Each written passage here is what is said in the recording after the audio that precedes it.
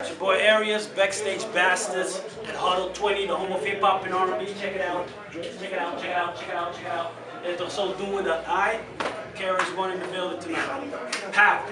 That's what's up, man. We got the one and only KRS-One in the building right now. Yeah. What's good? I'm good. I'm good right now. Yeah, I see DOS that. effects on. That's that joint too. Yeah, man. Oh, come on. That's what's up. You in Amsterdam?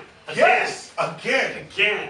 How many times you been in Amsterdam? I gotta bring this closer to me. Yeah, what? 20 years I've been coming. Well, we're really no. Like 15 years. Like I've been coming here since like the mid '90s, stuff like that. But I didn't come here like a lot of the recording artists usually come through. They stay in their hotel room, go down to City Square, and come back. Yeah. I like spots like this. Yeah. Here's where I be at. It's bringing you back a little bit. This is it right here. Velma style. Velma style. That's what's up. Yo, you got a lot going on this day or this whole week actually. After this, you're going to Belmont Park Theater. You're going to do something. So I appreciate that you make some little time to come here. Yo, this is what it's all about. Like, you know, I haven't done a show here yet. Like, you know, I just docked about 2 days ago. I came across by cruise ship. So we docked in the port about 2 days ago. Got in, and my show doesn't start till The Hague actually. But this has to get done because before we touch the mic and do anything in terms of performance, art, or any of that, we like to deal with the intellect first. Deal with the education, the knowledge first, edutainment first. Talk about hip hop. Here's some. I mean, just what I just went through right here was just amazing. To hear people, not just speak myself, but to hear the thoughts of people coming back and say, well, this is what's going on here in my hood, this is what I expect, and this is what hip-hop is to me, and this kind of thing. I go back with a certain degree of scholarship myself. I'm not just here to impart knowledge, I'm here to get knowledge as well. So this is just, you know, I'm total right now. Do you think that it all changed hip-hop? You know, not really. It did, of course it did. I mean, you can look now and see, you know, just commercial radio and what's going on television. Hip-hop is no longer what we all thought it was, what it actually is. That's no longer on television and radio, but that's good. I can't say radio, I mean, this seems to be happening right here. But that's the point. If only a few people really try to keep the essence alive, and it's also a privilege to do that. So it's not just, you know, hip hop is not on mainstream anymore. The mainstream stopped really taking an interest in the hip hop. You know, the money kind of fell off for them. Hip hop's not making the billions of dollars that it did in the 90s. It's making tens of millions. And that's not enough for them. But for us lowly hip hoppers, that'll be just fine. We'll take that. And that's what I'm actually teaching, is that this is a new lifestyle. This is no longer an issue of, you know, when you was going to college, your mother would say, or your parents would say, make sure you get a college degree in case your rap career don't work out. Now it's make sure you can rap in case your college degree don't work out. This is what rap, DJing, forget celebrity. Okay, forget celebrity for a minute. The art of MCing and the art of DJing has become lifetime employment professions. I don't know if your audience is really hearing me right now. It don't matter if you're DJ Premier, Kid Capri, or whoever. The real issue, the real of it all, is if you can DJ, you can tour the whole world. Yeah, because right now you got DJ lessons, rap lessons. Dude, you got people that we never heard before ripping down Hong Kong. Okay, we never ripping down Dubai and Saudi Arabia and Africa and the Bahamas, and you don't even know who they are. This is the greatness of hip hop. This is what we wanted it to be when Africa Bambaataa said Planet Rock. It was like everybody was supposed to be able to get in on this universal feeling that a school teacher, white woman school teacher, 55 years old, she should become a DJ and subsidize her salary every summer by taking vacations because she's a DJ. They're gonna fly her out to Texas. They're gonna bring her in. So that term, right? Back in the days, they used to talk about keeping it real. Yes. Do you think that that term still lives right now when you talk about hip hop, keeping it real? Yeah, people don't like the term. I mean, De La Soul kind of dissed it was keeping it right, and that's more true to hip hop. That term, keeping it right. But keeping it real still has its place, and it still has its place because people are keeping it fake these days. They are, and so someone must say keep it real. And what does it mean to keep it real? It doesn't just mean to do it the way the people before you did it. It does mean respect for your ancestors. That's keeping it real. But it doesn't mean I gotta do it exactly the way my ancestors did, because my ancestors would say that's not keeping it real. So what is keeping it real? It's a feeling. You can't even really say what's real without making it fake. You just gotta say, yo, keep it real. But there's no words to that. There's no book for that. You can't see that. You gotta feel that. What does it mean when I say, yo, keep it real? We're looking for truth. We're looking for authenticity in whatever you're doing and whatever you're about. Keep it real, man. Be honest about what you're saying or what you're doing, how you representing yourself and your people. Keep it real, man. Stay true to your art. Yeah. And if you see the young cats, the young rappers doing a lot of raps with some dances in it and all that, does it disturb you to see? No. Listen, nothing kids do disturb me. Okay. Kids are kids. They supposed to bug out and they're supposed to be beating their heads against the wall till blood come out. And they say that's the new hip hop. Yeah. And kids are supposed to be wild. I tell you what bothers me is adults in hip hop. These so-called dudes, man, they know what the rules are, but they still manage to give the youth some nonsense and call it hip hop. You know what we was trying to do. You was there when Wu-Tang said to Mary J, "You my nick."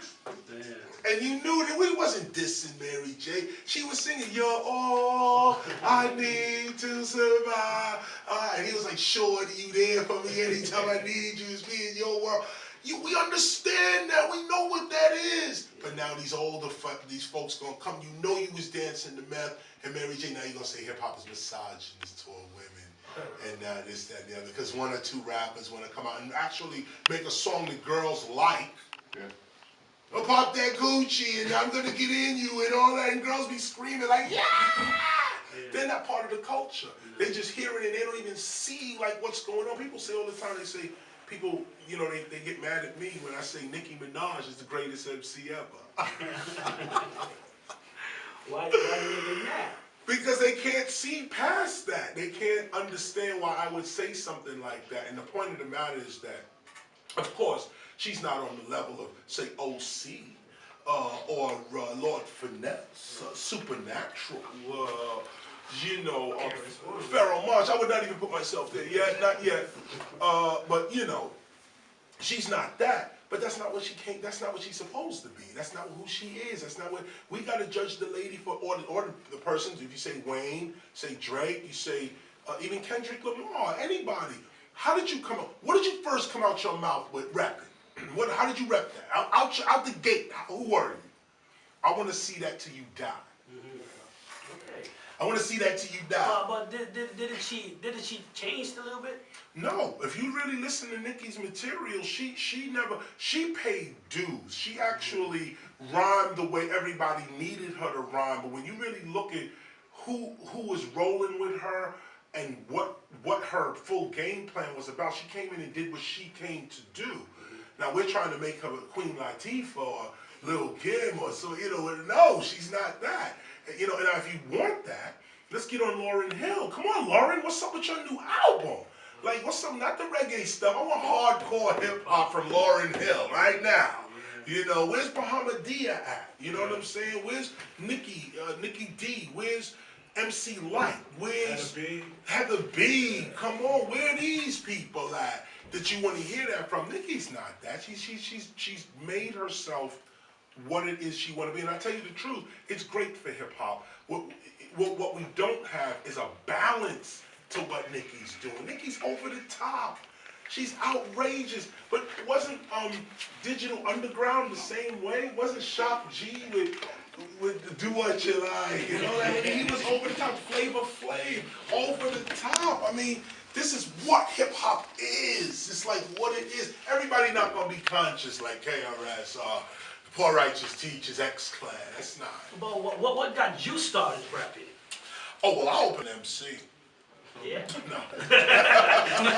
Really? That's a good reason. Well, you know what? It wasn't like that, but I will say this, that it was on a level of survival. See, my story's a little different, that I was really blessed and privileged to be from the Bronx. I was born in Brooklyn, but my mom's moved to the Bronx right at 73 when Kool Herc was coming out. We was living right there. And I used to see the block parties go down. This is before it was called hip hop, it was just a jam. It was before breaking or break dancing.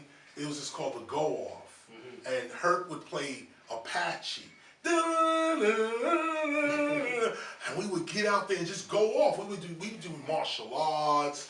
We'd be doing like all kind of stuff. And then that became, so we later understood, the West Coast then came with popping and locking, actually. Popping from Fresno and locking from California brought that to New York. We was already up rocking and spinning on our back. From the Puerto Ricans and the Dominicans and the Cubans and everybody coming into New York. So all that came together. We was like, yo, it's called b-boying now. That's what it is. We danced to the breaks.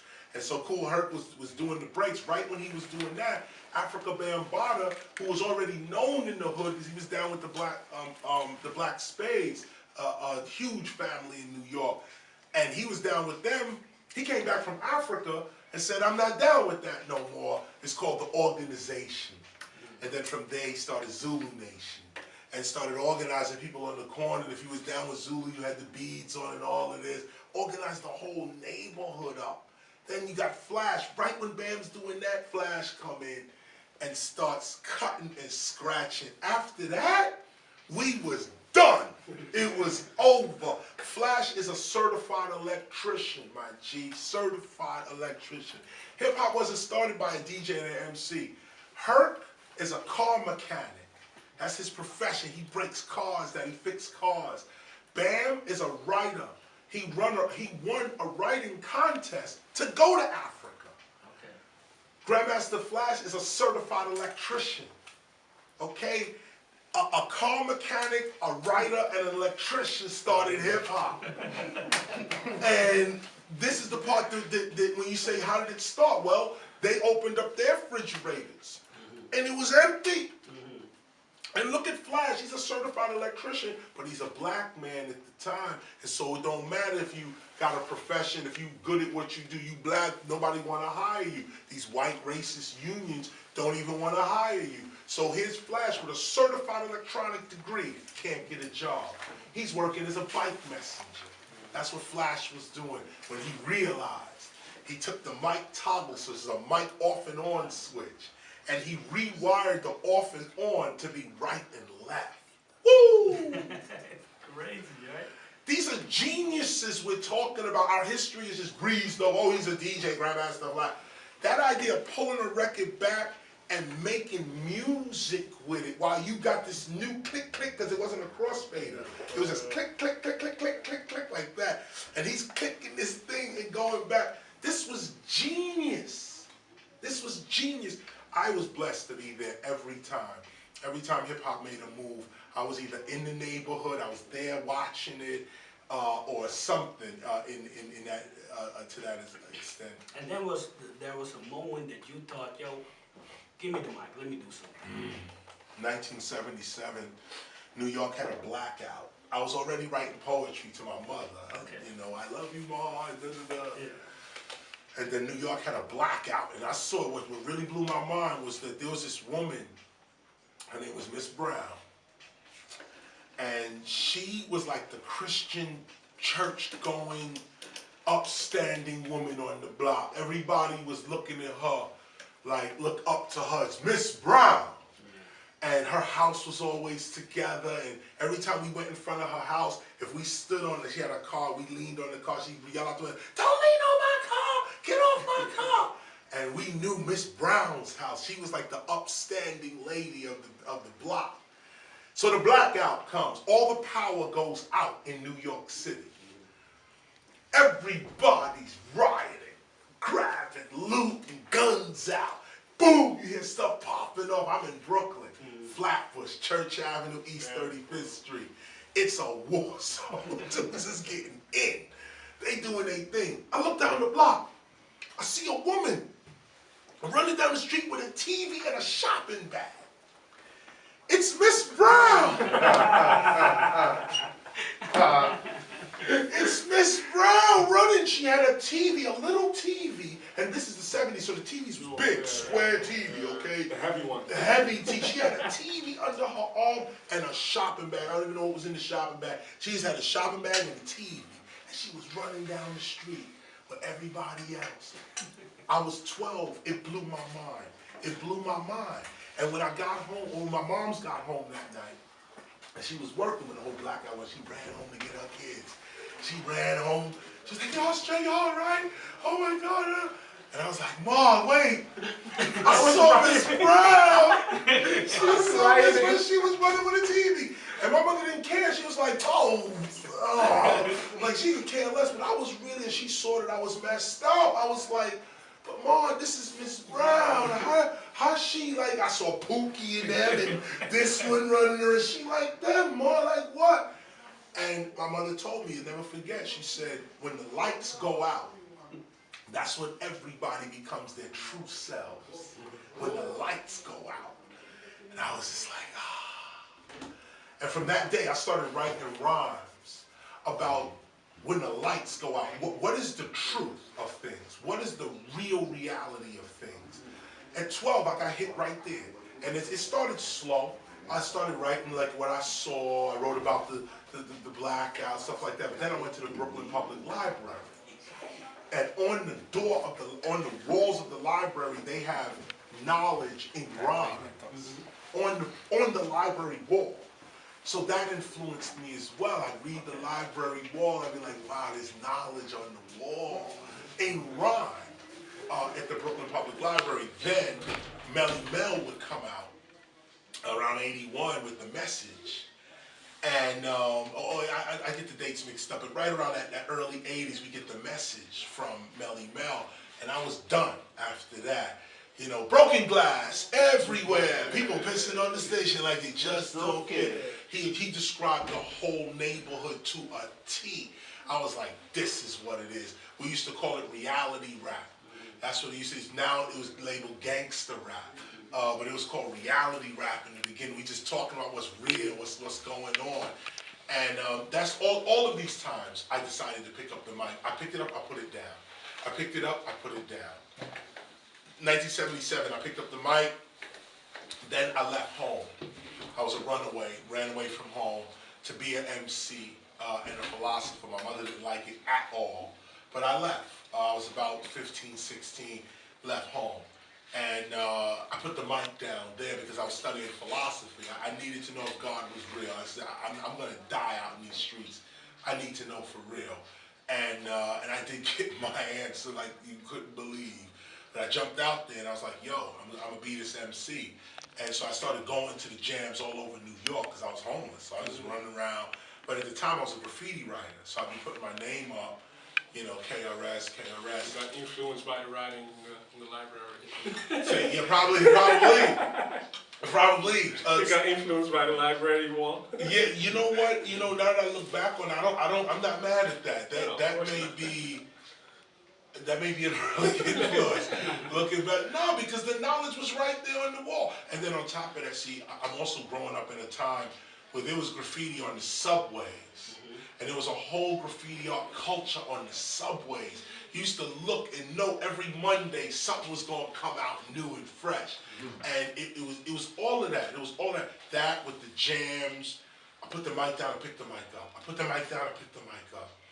And finally, when I got to the shelter, there was this one shelter called the 166th Street and Boston Road Men's Shelter.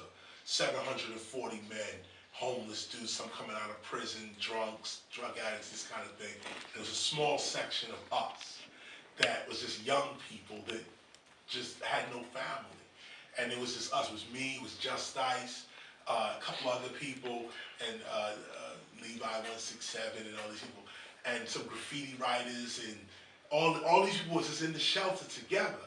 And one day I was beating on the wall. We used to have ciphers in the bathroom, and the bathroom walls had this deep bass. So my favorite beat was boom, boom, bap, bap, bap, boom, bah. And I was beating on the wall with that, and Just Ice would rhyme while I do the beat. And he was like rhyming to his thing that I may jump in and this kind of thing. So one night, a security guard heard us, and he was a graffiti writer, but he was a security guard. So he said, yo, I got my man up the block, about 3 blocks away, was Webster Projects. And he said, there's a guy named Said G who got a brand new sampler called the SP12, and you should go and take a look at that. So we went to Said G's house, picked up the mic again. And I'll never forget seeing Cool Keith walk around. He was like 11, real young. This would later become Ultramagnetic MCs, but at the time they was just Said G, Keith and somebody else, Mo, and so on. And Said G started laying down these beats. It was rawness. I never heard these type of beats because everybody was still using the drum machine beats. Run DMC had the Lin drum and the DMX, so it was like the sounds out the drum machine. Booga booga boom boom boom, and they had like that kind of rock sound, and it was ruling. I mean, Run DMC, Rock Box, and My Adidas, and all of that was like those drum machines. Said G had the samplers. Ooh, he had James Brown up. He had all kind of samples, and I was just riding these beats like I do right now. You can turn the track up, and I will show you how. Real freestyle, like off the top. This is how I used to do it when I was on the block. I could speed it up real quick in the interview and show you that it's really an interview. This is how we used to do it, no vulture. I'm repping for the culture. This is a whole new sculpture. KRS-One, I'm making a DVD. You see me, I'm making a CD. Maybe we could sell it live on the tour, but I'm gonna come back and give you more. Now see that right there, it's like when Said G was doing his thing. That's how we jumped right on it just like that and just start spitting. And he recorded a whole bunch of stuff. And so what was so funny was in that same 166th Street Men's Shelter, while I'm recording with Said G, a new social worker comes into the shelter. His name was Scott Sterling. He's a new social worker. Now he come in, so just so happens he has charge of our section. There's 4 social workers and there's 4 sections for 740 dudes. So he has our section, so I gotta go see the social worker. I go to the social worker. Social worker says, what you gonna do with your life? What do you really wanna do with your life? How do you really wanna get it started? They have to ask everybody this. Where you working? What's your job? Are you going to school? I said, listen, I'm an MC and I study hip hop. This is what I'm about. Told Scott LaRock that, that's his name, Scott Sterling. He said, at that point, he said, I'm DJ Scott LaRock. If you real MC, let me hear something right now. So I just laced him right there, instantly right there in the social worker's office, right there. And the other social workers, they clapped. And I was like, that's really good. And it was like, I did this whole run about nuclear war and all this stuff. And Scott was blown away. He was like, wow, okay, that's some real talent. So he said, where you record? I said, I don't have nowhere to record, but I'm recording with Said G. So he was like, Said? I know Said G, I know, you know. So the next time we had a session at Said G, Scott, the social worker for the shelter, he came over to Said G house. So he saw us getting down. Other MCs from the Bronx was in their real gully ciphers. We in Said G's living room. It's smoky in there. He got his bed right there. The room is small, and it's his room. So it's like everybody's laying on his bed. Everybody's out. He got the 4-track up. And it's like we getting it in, and he's been putting beat after beat. He's just hitting with beats and making tapes, and we just getting it in. So it was just like I realized quickly that what I was rhyming about, everybody else wasn't rhyming about. They was talking about their clothes, their girl, they this and they that. And I'm talking about Malcolm X and Black Panthers and the sky's falling and all of this stuff. And dudes was like looking at me like, wow, like, you know, because back then it wasn't like you would cheer it on, but it wasn't like it was whack. It was just like, you're just different. Like it was no reaction, like that. So it was just like I had to, get myself together with that, and I started writing battle rhymes. And then I discovered my freestyle ability, so then the guys that was in Said G's room, we just started battling. And then it turned into that. And that's how really then Scott started to take a liking to me, because he had a bunch of MCs around him. But I was hungry because I was homeless. These guys went home at night, ate good meals. Me, when we finished performing, I went and slept on the train. Like, you know, like it was a whole different experience for me. You know, these dudes ate that day. My stomach was growling, like for real. Like, I'd be lucky to get a sandwich that day. You know, like D-Nice, his record, Call Me D-Nice, I wrote that for him for a sandwich. For a sandwich. He said, I said, yo, I asked for a couple of dollars. I was like, yo, D, I'm busted. I was homeless. It's like back in the days. I said, yo, D, I'm busted, man, what's up? He was like, yo, write me a rhyme, man, I'll buy you something. I was like, bet, no problem. Boom, here, say this, you'll rock any party. And that's it, and he bought me a sandwich. And that was it, it was a sandwich. I ate the sandwich, he made the record. Was the sandwich good? It was the best sandwich of my life. I wouldn't be speaking to you today if I didn't get it. But that was the truth. But that's how it was for me. And so Scott saw the hunger, and it just so happened that he took me in the studio, and you know, he was the one with the money too. So he got his check, and we went in the studio and recorded a song called Elementary and a song called Criminal Minded, just the song Criminal Minded. And we took that around to all the labels. They dissed us. Everybody said, you ain't, you know, nothing. You ain't getting nothing. This is whack. You don't sound like Run DMC. You don't sound like LL Cool J. You don't sound like Houdini or the Fat Boys. You're getting no deal. So we went and found these gangsters that were actually doing porn, actually. But they wanted to start a record company. And so we would say, okay. And we went right in and got the biggest ripoff ever. But we started, we took those two records, we took it to the Juice Crew, to Mr. Magic, rest his soul.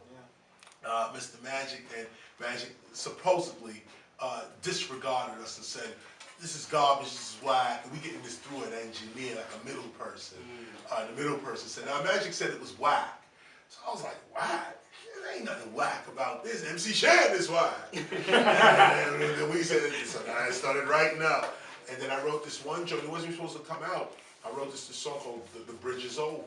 And I wrote that, and I was just like, nah, forget it. Why am I starting something with these dudes? Let me just forget it. And then I wrote The South Bronx, and it was really about the history of hip-hop. Like way back in the days when hip-hop began, the Coco Rock, and I would just go on with that. And then I did it for Scott. We were practicing one day at his house, and he threw on this beat, hey bro, I got that good cheaper. Hey bro, and the beat goes boom, boom. Hey bro, got that good cheaper, things like that. He was cutting that up.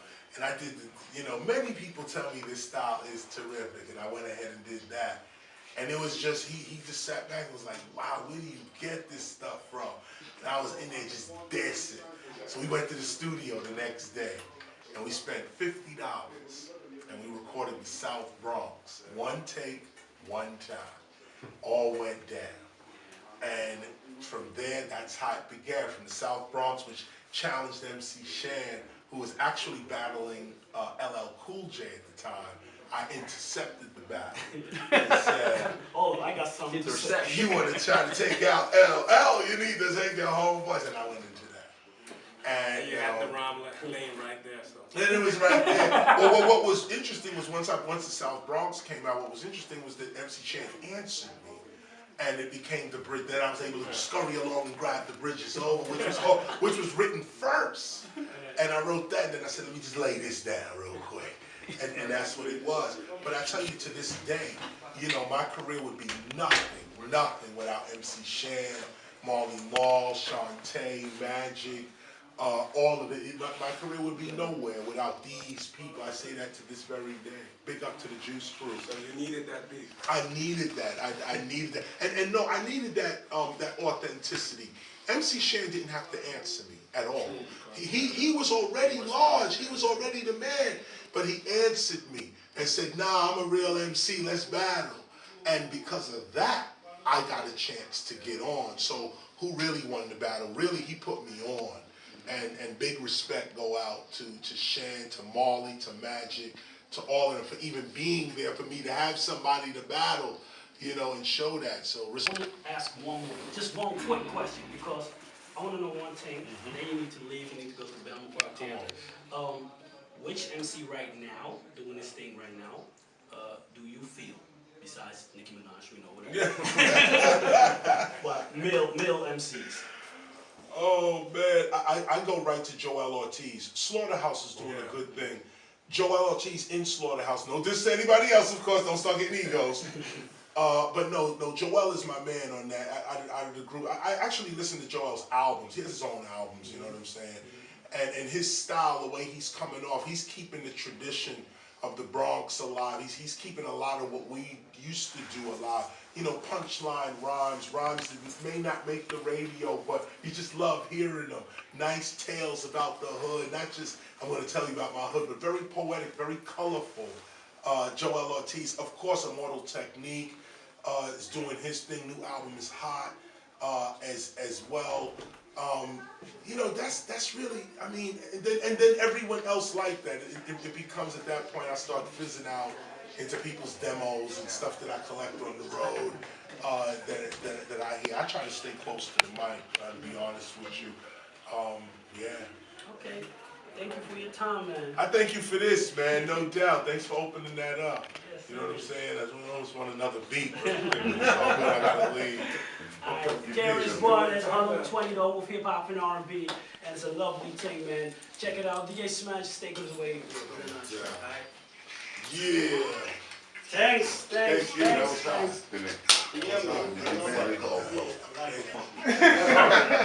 back to DOS effect. DOS? I'm just saying. Hit that rawness, Big L. Rest in peace. You out? Ja, come on, KRS-One. Oké, hij gaat met jullie mee, toch? Hij gaat niet met jullie mee, toch? Tweede vraag, man. Oké. Iemand moet met hem meerijden en in deze camera handelen. Kan dat?